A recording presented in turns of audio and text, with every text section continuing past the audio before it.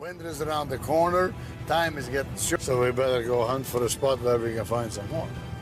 So far, Tony's mined just over 2,000 ounces of gold. Tony Beats et Mini Beats sont confrontés à une séparation choquante. Et la raison qui se cache derrière vous laissera sans voix. Pendant des années, leur empire minier aurifère a tenu bon. Mais en coulisses, des problèmes couvaient. Lorsque les tensions ont explosé à Paradise Hill, les fondations de la famille se sont fissurées d'une manière inattendue. Serait-ce la goutte d'eau qui a fait déborder le vase et qui a poussé Minnie à s'en aller pour de bon? Restez à l'écoute, car la vérité derrière leur divorce est si grande que même Parker Schnabel a dû intervenir. L'effondrement d'un empire de l'or. Paradise Hill a toujours été un environnement à haute pression, mais cette fois, les choses ont dégénéré. Tony Beats, le roi incontesté de l'amour dur, s'attendait à la perfection, mais il n'a eu droit qu'au chaos. Son engin minière vieux de 30 ans. Une bête de machine capable de traiter des centaines de mètres de terre par heure était censé être leur ticket pour l'or. Le seul problème, il était resté là, inutilisé, pendant des mois. Et avec le départ de Kevin, c'était à Minnie et Mike de prendre les choses en main et de réparer le désordre. Facile, non? Pas avec Tony qui leur souffle dans le cou. Avant d'entrer dans les détails, une chose est sûre. Ce n'était pas seulement une machine cassée, et ce qui s'est passé ensuite a tout changé pour la famille Beats, d'une manière à laquelle personne ne s'attendait. Le plan était simple, sur le papier. Je ne sais pas quel est le plan de Tony, mais il est pressé. Il veut perdre. Et je pense que T-Beats a compris qu'il fallait commencer à gagner de l'or. Déplacer une machine de 40 tonnes, repositionner la plateforme et tout remettre en place. Mais les plans simples ne fonctionnent pas lorsque la communication est un désastre. Au lieu d'instructions claires, tout ce que Minnie et Mike ont obtenu était un mélange de frustration et d'ordre à moitié fait qui n'avait aucun sens. Un faux pas après l'autre a transformé un travail difficile en un travail impossible. Tout s'est déroulé comme une mauvaise émission de télé-réalité. Sauf que c'était réel et que c'était un désastre complet. S'il y a une chose pour laquelle un certain mineur est connu, c'est son approche pragmatique de l'exploitation minière. Certains appellent cela de l'amour dur, d'autres de l'intimidation pure et simple. Quoi qu'il en soit, cela s'est manifesté au grand jour lorsque l'opération s'est effondrée sous les yeux de tous. Minnie coincée au milieu du chaos. Il essayait de donner un sens à tout cela, mais à chaque tentative ratée, sa patience s'amenuisait, et quand il s'impatientait, les choses dégénéraient rapidement. Il aboyait des ordres qui n'avaient aucun sens, laissant son équipage se démener pour comprendre ce qu'il voulait vraiment. Quand il n'avançait pas assez vite, il poussait plus fort. Le résultat? Un chantier rempli de confusion, de frustration et de ressentiment grandissant. Il était clair que Minnie avait des difficultés, mais au lieu de recevoir du soutien, tout ce qu'elle recevait, c'était davantage de pression. À chaque erreur, il faisait douloureusement comprendre que l'échec n'était pas une option, même lorsque c'était lui qui les y avait préparés. À un moment donné, tout le monde a ses limites, et Minnie a finalement atteint les siennes. Lorsqu'elle a tourné sa pelleteuse dans la mauvaise direction, la réaction a été instantanée. La frustration dans sa voix était impossible à manquer. Et pendant un bref instant, il a semblé que même lui s'était rendu compte qu'il avait poussé trop loin. Mais à ce moment-là, le mal était déjà fait. Minnie en avait assez de jouer à ce jeu. Le stress, les crises, les attentes impossibles, c'était trop. L'empire minier aurifère qui avait défini sa vie n'en valait plus la peine. Une fois le travail terminé, personne ne célébrait. L'exploitation autrefois imparable de Beats s'était transformée en un lieu rempli d'épuisement, de déception et de relations brisées. Minnie avait passé des années à essayer de faire ses preuves dans une industrie qui ne laissait jamais de place à l'erreur. « Hey Monica, qu'est-ce que tu as? Tu es partante? »« Ouais. » Le convoyeur de résidus a décidé qu'il allait fumer. « Ouais. » Alors vous avez compris ce qui n'allait pas, et maintenant, elle voyait enfin la vérité. Aucune somme d'or ne valait un tel niveau de misère. La famille Beats a bâti son succès sur la ténacité. Mais à quel prix? Son style de leadership avait peut-être donné des résultats par le passé, mais il devenait douloureusement évident que sa façon de diriger les choses faisait fuir les gens. Minnie était au cœur de l'opération depuis des années, mais même elle ne pouvait plus le supporter. Et si elle était prête à partir, qu'est-ce que cela disait de l'avenir de l'Empire Beats? La tension n'était pas seulement entre lui et Minnie. Toute l'équipe était à cran. À chaque tentative ratée de réparer la plateforme, La frustration ne faisait que croître. Il voulait des résultats, mais il n'était pas prêt à changer d'approche. Et quand le leadership échoue, tout s'écroule. La vérité, c'est que le départ de Minnie n'était pas seulement dû à une mauvaise saison. Il s'agit d'années de mauvaise gestion, d'attentes irréalistes et d'un environnement de travail toxique qui a finalement atteint son point de rupture. Le nom Beats est un moteur de l'exploitation aurifère depuis des décennies. Mais est-ce que le moment où tout va s'effondrer? Minnie était l'une des rares personnes capables de maintenir les choses en ordre. Et maintenant, elle n'est plus là. Sans elle. Que reste-t-il? Il est peut-être coriace. Mais même lui ne peut pas exploiter l'or seul. Et s'il refuse de changer, combien de temps faudra-t-il avant que tout le monde suive Minnie à la porte? Le choix de Minnie de partir a tout changé. Mais sans elle, Tony et son équipe ont dû trouver comment faire fonctionner les choses avant que tout ne s'effondre. Une saison au bord de la ruine. Tony a peut-être les compétences nécessaires, c'est sûr. Mais le leadership, c'est une autre histoire. Son équipage ne tient qu'à un fil. Et s'il ne résout pas rapidement les problèmes, ils vont couler plus vite qu'une drague cassée. Le moment embarrassant de Minnie était déjà assez pénible. Mais c'est peut-être la gifle dont ils avaient tous besoin. Il manque de temps, de patience. Et s'ils ne parviennent pas à se ressaisir, il ne leur restera plus grand-chose à sauver. Tous les regards sont désormais tournés vers Paradise Hill. Soit ils se relèvent du désordre, soit ils regardent tout s'écrouler sous le poids de leurs propres erreurs. La pression monte, et elle ne pèse pas seulement sur eux. L'exploitation de l'or ne se résume pas à creuser le sol, mais à lutter contre tout ce qui se dresse sur son chemin. Du matériel cassé au paysage gelé, chaque once d'or a un prix. Gold Rush plonge les spectateurs au cœur de la tempête, montrant le courage, le pari et les victoires et les pertes déchirantes qui accompagnent la chasse au trésor dans la nature. Il ne s'agit pas seulement de savoir qui devient riche, mais aussi de savoir qui survit au chaos pour continuer à exploiter un autre jour. La première saison fut un désastre complet, mais il y avait juste assez d'or pour garder le rêve en vie. L'équipe de Hoffman, désemparée mais déterminée, réussit à rassembler un peu moins de 15 onces. Ce n'était pas une victoire, mais cela prépara le terrain pour ce qui allait devenir une lutte acharnée contre la nature. La malchance et leurs propres erreurs. Ils n'étaient pas encore des chercheurs d'or. Ils étaient juste assez têtus pour continuer à essayer. Et cet entêtement allait se transformer en quelque chose de bien plus grand au fil des saisons. À la saison 2, les choses devenaient sérieuses. Parker Schnabel, un adolescent plus dynamique que la plupart des hommes adultes, entre en scène. Reprenant la grande mine de pépites de son grand-père, il a défié tous les pronostics et a récolté 34 onces. Pas mal pour un enfant. Pendant ce temps, les garçons du Dakota, Fred et Dustin Hurt, ont réussi à récolter 80 onces et l'équipe de Hoffman a porté son total à 93. Ils n'étaient pas encore riches, mais quelque chose avait changé. Le rêve se transformait en véritable compétition. Chaque gramme d'or comptait, et ils commençaient à comprendre comment en obtenir davantage. Puis la saison 3 est arrivée et les chiffres ont explosé. Les Hoffman sont passés de la survie à peine à la récolte de 800 onces, un chiffre stupéfiant. Parker, qui continue d'apprendre mais qui rattrape rapidement son retard, en a tiré près de 200 et les gars du Dakota en ont tiré plus de 160. Il ne s'agissait plus seulement d'une bande de gars courageux espérant avoir de la chance. Ces équipes se transformaient en véritables mineurs. Le travail acharné a porté ses fruits, mais l'expérience aussi. Et à mesure que les onces s'accumulaient, les rivalités s'accumulaient également. Dans la saison 4, Parker a fait son plus grand coup jusqu'à présent. En louant un terrain à Scribner Creek, il a tout misé et cela a fonctionné. Il est reparti avec plus d'un 0 once, prouvant qu'il n'était pas qu'un enfant jouant dans la terre. Pendant ce temps, les Hoffman se battaient toujours pour rester en tête.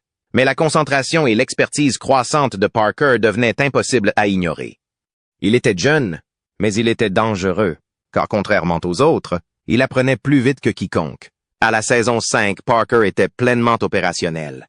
Son équipe a récolté un nombre impressionnant de 200 onces, d'une valeur de près de 3 millions de dollars. Les Hoffman n'étaient pas loin derrière, avec plus d'un 300 onces, mais il était clair que le succès minier n'était plus seulement une question d'effort. Il s'agissait de savoir s'adapter, planifier et garder 3 longueurs d'avance sur le désastre. Les enjeux n'étaient pas seulement élevés, ils allaient changer la vie des gens. Il n'y a pas d'or là-dedans. Nous perdons beaucoup de temps. Mais c'est juste un terrain très différent de celui que nous exploitons.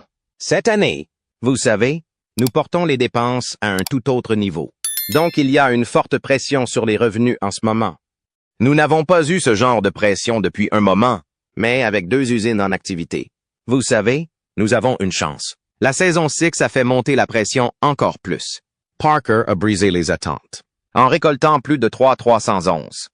Les Hoffman, refusant de reculer, ont dépassé les 3,011. Mais ce n'était pas seulement leur affaire. Unmeneur, bourru et sans prétention, a lancé une nouvelle balle dans la balance en faisant revivre une vieille drague. La plupart des gens pensaient que c'était une erreur, mais lorsqu'il est reparti avec plus de 711, il était clair qu'il venait de réécrire les règles. L'exploitation minière n'était plus seulement une question de force brute, mais de stratégie. Puis la saison 7 est arrivée et Parker a dû faire face à son plus grand test jusqu'à présent. Son grand-père, l'homme qui l'avait poussé à exploiter la mine, est décédé. Mais au lieu de craquer sous la pression, Parker a redoublé d'efforts, creusant plus que jamais. Il a terminé la saison avec un total stupéfiant de 4,311, d'une valeur de plus de 5 millions de dollars. Il ne s'agissait plus seulement d'or. Il s'agissait de prouver quelque chose à lui-même, à sa famille et à chaque personne qui doutait de lui. Il n'était plus un mineur comme les autres. Il était le mineur à battre. Dans la 8e saison, les enjeux sont devenus encore plus fous. L'équipe d'Hoffman a extrait plus de 1,6 onces de minerai dans le Colorado, engrangeant près de 2 millions de dollars. Parker, bien sûr, a dû surpasser tout le monde. Son total a grimpé en flèche jusqu'à 6,200 onces au Yukon, ajoutant plus de 7 millions de dollars à son nom. Et ce même mineur, s'en tenant à son opération de dragage, a quand même réussi à extraire plus de 3,65 onces. Ce n'étaient pas seulement des chiffres importants. C'était le genre de chiffres qui transformait des mineurs pleins d'espoir en légendes. L'exploitation de l'or ne se résume pas à creuser, mais à prendre de gros risques. De débutant à maître des champs aurifères, Parker Schnabel n'est pas seulement un enfant chanceux qui a fait fortune. À la saison 9, il avait déjà battu des records, en extrayant plus de 7,400 onces d'or d'une valeur de près de 9 millions de dollars. Ce n'était pas une victoire du jour au lendemain ou un coup de chance. C'était une pure stratégie, un calcul froid et une pure force de volonté. Chaque mouvement, chaque décision était un pari dont les enjeux étaient plus élevés que la plupart des gens ne pouvaient en supporter. Et pourtant, Parker a prospéré dans le chaos. Saison 10, récolte d'or encore plus importante. Maux de tête encore plus grand. L'exploitation minière ne se résume pas à manier la pioche. C'est une lutte sans fin contre les lois, la terre et la chance, les réglementations, notamment celles concernant les droits d'utilisation de l'eau, ne cessent de tenter de les faire taire. Peu importe la quantité d'or extraite s'ils ne parviennent pas à obtenir les permis nécessaires pour poursuivre l'exploitation. Parker. Tony Beats et Rick Ness n'ont pas seulement dû se battre contre la bureaucratie. Ils ont dû se montrer plus malins que les bureaucrates, munis d'aiguilles plus puissantes que n'importe quelle perceuse. Et même lorsqu'ils gagnaient, le commerce de l'or restait un jeu brutal et impitoyable. Parker ne se contentait pas de rester au même endroit. Avec son parcours, il a pris une dimension mondiale. Il semble qu'il y ait ici un potentiel considérable pour réaliser un investissement. Ce terrain est parsemé de ruisseaux, où se trouve l'or dans 90% des cas. Si ce test donne exactement 2 grammes par tonne, il y a des centaines de milliers d'onces. La chasse à l'or se déroule dans certains des endroits les plus hostiles de la planète. Des jungles humides de Guyane à l'enfer glacial de Papouasie-Nouvelle-Guinée. Il n'a cessé de prouver pourquoi il était au sommet de son art. L'exploitation minière ici n'était pas seulement une question de compétence. C'était une question de survie. Et tout le monde n'était pas à la hauteur. Mais Parker, il n'a pas seulement survécu, il a prospéré, prouvant au monde que l'or valait la peine de souffrir, de s'épuiser et de prendre des risques. Mais l'or n'était pas la seule chose qui sortait du sol. L'histoire était enfouie dans cette terre, et l'équipe de Parker l'a prouvé en déterrant d'anciennes défenses de mammouths. La découverte d'un morceau gelé du passé lors de la recherche de richesses n'a fait que rappeler que parfois les découvertes les plus précieuses ne sont pas celles qui vous rendent riches. Pourtant, pour Parker et son équipe, chaque saut de terre était un pari risqué, et ils n'avaient pas l'intention de laisser l'histoire les ralentir. Et puis il y a Tony Beats, On n'entend jamais parler de l'exploitation minière sans entendre son nom. C'est l'homme qui a misé gros sur les dragues. Un pari si fou que la plupart des gens pensaient qu'il avait ruiné sa carrière. Mais Tony? Il a transformé cette mine en véritable mine d'or, prouvant que la prise de risque pouvait rapporter gros, et ce d'une manière que personne n'avait anticipée.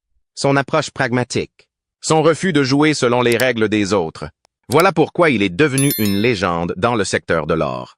La vérité sur l'exploitation de l'or? C'est brutal. Le prix de l'or fluctue sans prévenir. Les équipements tombent en panne au pire moment et il n'y a jamais un moment pour respirer. Chaque saison, Parker fait un choix. Vendre tôt et sécuriser ses fonds, ou parier sur une hausse des prix. Il ne s'agissait pas seulement d'exploitation minière. Il s'agissait d'un investissement financier à enjeu élevé, associé à un travail éreintant. Et à chaque fois, Parker jouait le jeu comme un maître, s'assurant que ses opérations ne s'arrêtent jamais.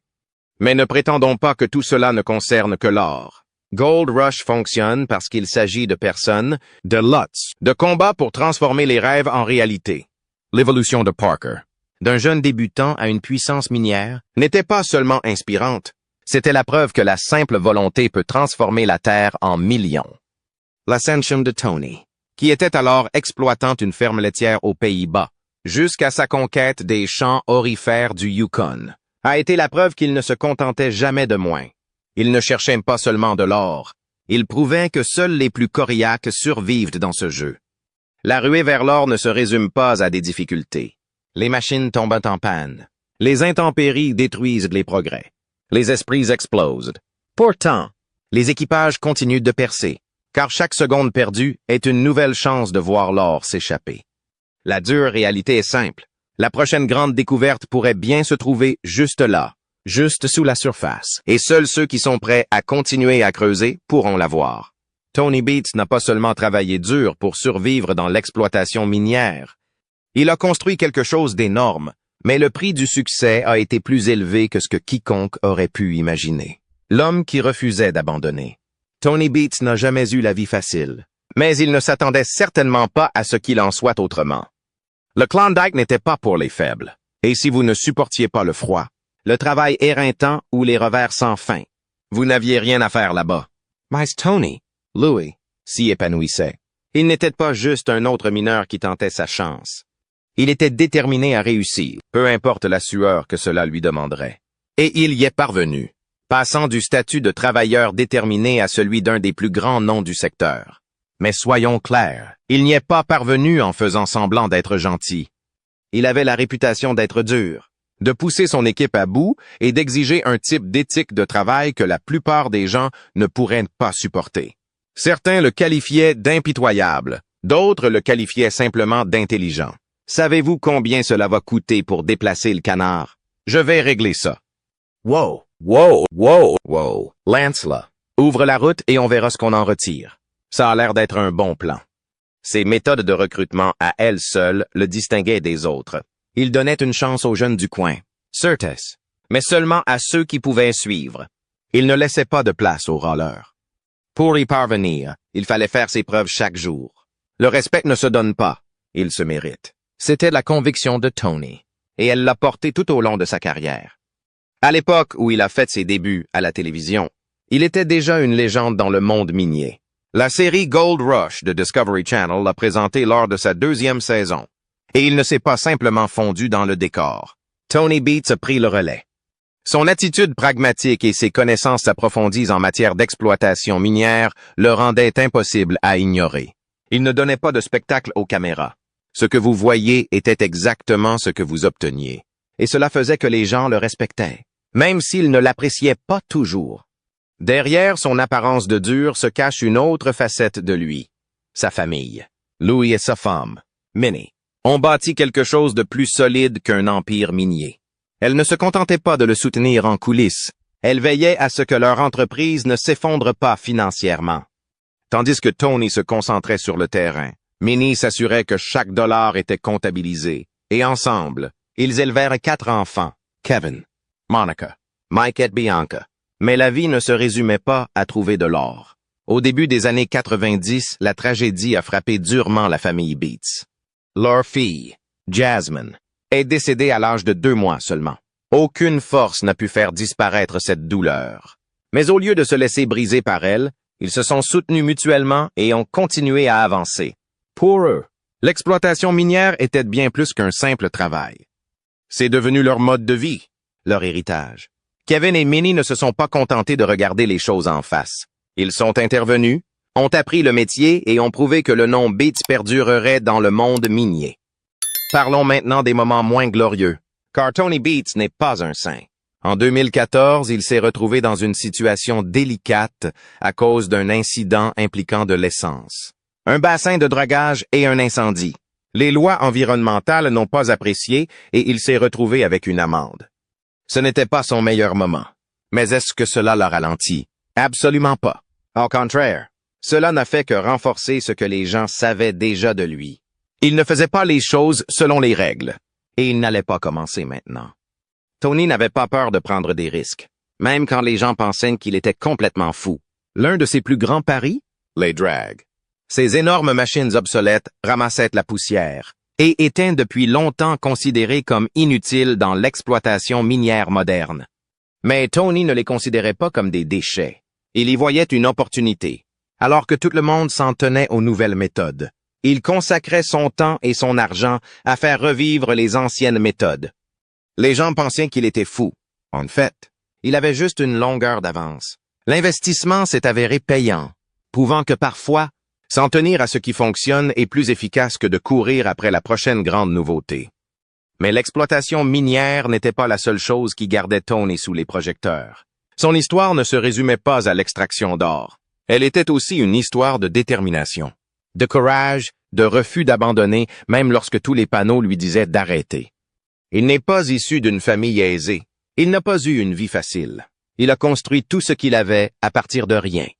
D'un jeune travailleur acharné aux Pays-Bas à l'un des mineurs les plus célèbres du Canada, Tony Beats n'a jamais reculé. Et n'oublions pas que son héritage ne concerne pas que lui. Il concerne également la prochaine génération. Kevin et Minnie ont pris les choses en main, prouvant que l'exploitation minière coule dans leurs veines. Ils ont soutenu Tony, appris toutes les ficelles du métier, participé à Gold Rush et montré au monde que le nom Beats n'est pas près de disparaître. Mais cela ne veut pas dire que tout s'est passé comme sur des roulettes. La famille Beats a dû faire face à de nombreuses difficultés, allant des pertes personnelles aux problèmes juridiques, en passant par la dure réalité du secteur minier. Le travail ne devient pas plus facile et les risques ne diminuent pas, mais ils continuent à avancer, prouvant à maintes reprises qu'ils sont faits pour cette vie. Ce divorce est-il vraiment dû à des difficultés professionnelles? Ou y a-t-il quelque chose de plus profond? Quelque chose que Tony et Minnie ne veulent pas que le monde sache? Certains disent que cela a pris des années, tandis que d'autres pensent qu'un moment explosif a tout détruit. Que pensez-vous qu'il s'est réellement passé dans les coulisses de l'empire familial Beats? Faites-le nous savoir dans les commentaires et n'oubliez pas d'aimer et de vous abonner pour en savoir plus.